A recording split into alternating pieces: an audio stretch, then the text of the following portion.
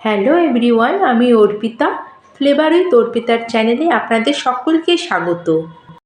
বন্ধুরা, আজকে আমি আপনাদের সাথে পনির ভুর্জির রেসিপি শেয়ার করব। আপনারা অবশ্যই একবার এভাবে বানাবেন, আর এটা খেতে খুবই টেস্টি হয়। আপনাদের যদি এই রেসিপিটা আজকে একটু ভালো লাগে, অবশ্যই লাইক, শেয়ার আর কমেন্ট করতে ভুলবেন না।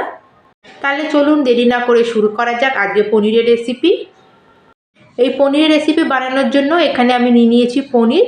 প্রায় 200 গ্রাম মতো পনির আছে। আর এই পনিরটা আমার কেনা না, আমি ঘরেই দুধ থেকে পনিরটা তৈরি করে নিয়েছি। আর আপনারা যদি দোকান থেকে পনির কিনে নিয়ে আসেন, তাহলে পনিরটাকে হাতে ম্যাশ করে নেবেন। এখানে আমি 200 গ্রাম মতো পনির নিয়েছি। পনিরটা আপনারা আপনাদের দরকার অনুযায়ী কম বা বেশি নিতে পারেন। আর এই রেসিপি বানানোর জন্য আমাদের লাগছে এখানে বেসন। এখানে আমি 2 চামচ মতো বেসন নিয়েছি। প্রথমে আমি গ্যাসে একটা কড়াই বসিয়ে কড়াইটাকে ভালো মতো গরম করে নিয়েছি। আর এর মধ্যে এখন অ্যাড করে দিলাম 2 চামচ মতো তেল। এখানে আমি সর্ষের তেল ব্যবহার করেছি, আপনারা যে কোনো তেল এখানে ব্যবহার করতে পারেন। আর তেলটা ভালো মতো গরম হয়ে গেলে আমি এখানে অ্যাড করে দেবো 2 চামচ মতো বেসন। আর এই সময় গ্যাসের ফ্লেমটাকে আমাদের একদম লোতে রেখে এই বেসনটাকে আমাদের একটু ভালো করে ফ্রাই করে নিতে হবে। আর আপনারা একবার এইভাবে পনির ভুর্জি বানিয়ে দেখবেন, খেতে খুবই টেস্টি হয়। এটাকে আমি 30 সেকেন্ডের জন্য লো ফ্লেমে একটু ফ্রাই করে নিয়েছি। আর যখন বেসনের কালার হালকা একটু চেঞ্জ হয়ে যাবে, তখন এর মধ্যে কিছু ড্রাই মশলা আমি অ্যাড করে দেবো। 1/4 চামচ মতো এখানে অ্যাড করলাম আমি হলুদ। আর হাফ চামচ এখানে দিলাম আমি রেড চিলি পাউডার। ঝালটা আপনাদের দরকার অনুযায়ী কম বেশি করে নেবেন। আর এখানে আমি হাফ চামচ মতো দিয়ে দিলাম ধনে পাউডার। ড্রাই মশলা দেবার পরে এগুলোকে আমি ভালো করে মিক্স করে নেব। আর 1 মিনিট মতো এটাকে ভালো করে একটু মিক্স করে অ্যাড করে দেবো সামান্য একটু জল। এবার আমরা গ্যাসের ফ্লেমটাকে মিডিয়ামে করে দেবো। আর মিডিয়াম ফ্লেমে মশলার সাথে বেসনটাকে ভালো করে আমরা একটু মিক্স করে নেবো 1 মিনিট মতো।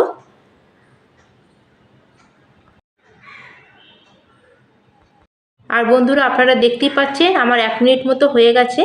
আর আমার মশলাটা ভালো মতো ফ্রাই হয়ে গেছে।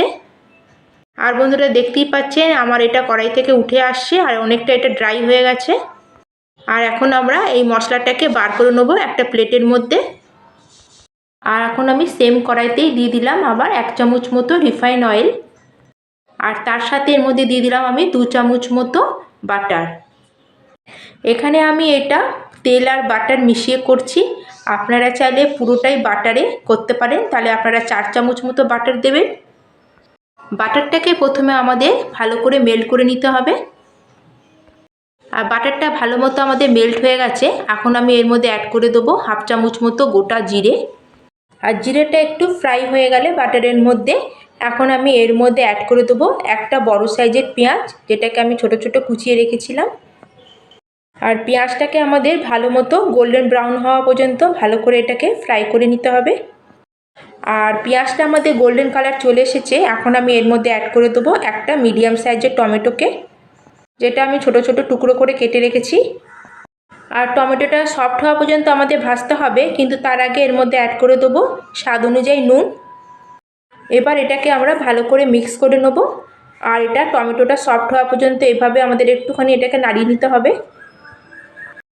আর আমাদের টমেটোটা আগের থেকে অনেকটা সফট হয়ে গেছে। এই সময় এখানে আমি অ্যাড করে দিলাম 1 চামচ মতো আদা রসুনের পেস্ট। আর আদা রসুনের পেস্টটা দেওয়ার পরে এটাকে আমরা 1 থেকে 1.5 মিনিট মতো ভালো করে একটু কষিয়ে নেব। আমার 1.5 মিনিট মতো হয়ে গেছে। আমার টমেটোটা আগের থেকে অনেকটা সফট হয়ে গেছে।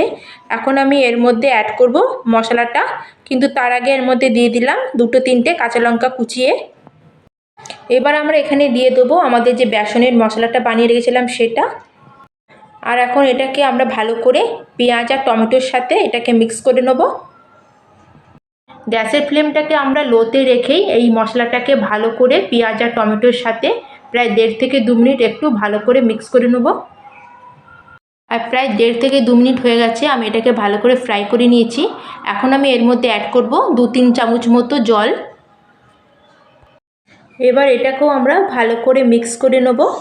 আর এরপরে আমরা এর মধ্যে পনিরটা অ্যাড করব। এবার আমি এর মধ্যে দিয়ে দিলাম পনিরগুলোকে।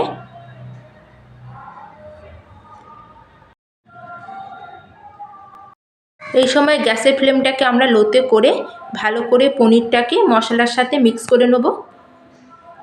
আর প্রায় আমরা 5 থেকে 6 মিনিট মতো এইভাবে এটাকে নাড়িয়ে নেব। আর 5 মিনিট মতো ফ্রাই করার পরে এর মধ্যে আমি অ্যাড করে দেবো কেটে রাখা ধনেপাতা। আর গ্যাসের ফ্লেমটাকে আমরা লো করে এবার অনবরত এভাবে নাড়তে থাকবো আর ভালো করে সব কিছুকে একটু ফ্রাই করে নেব। আর প্রায় 5 থেকে 6 মিনিট এটাকে ভালো করে পনিরটাকে আমি ফ্রাই করে নিয়েছি। আর এখানে অ্যাড করে দিলাম আমি 1 চামচ মতো কাসুরি মেথি। আর এই কাসুরি মেথির টেস্টটা একদম পনিরের মধ্যে দারুণ টেস্ট এনে দেয়। আর সবার শেষে এখানে দিয়ে দিলাম সামান্য 1/2 চামচ মতো একটু চিনি। চিনিটা আপনাদের পছন্দ, ইচ্ছা হলে দেবেন, নাহলে দেবেন না। এবার আমি সব কিছুকে ভালো করে মিক্স করে নেব। আমার এটা প্রায় হয়ে এসেছে। পনিরটাকে মশলার সাথে এইভাবে আমি ফ্রাই করছি, প্রায় আমার 5 মিনিট মতো হয়ে গেছে। আর আমার পনির ভুর্জি একদম রেডি হয়ে গেছে। এবার এটাকে আমি সার্ভ করে নেব।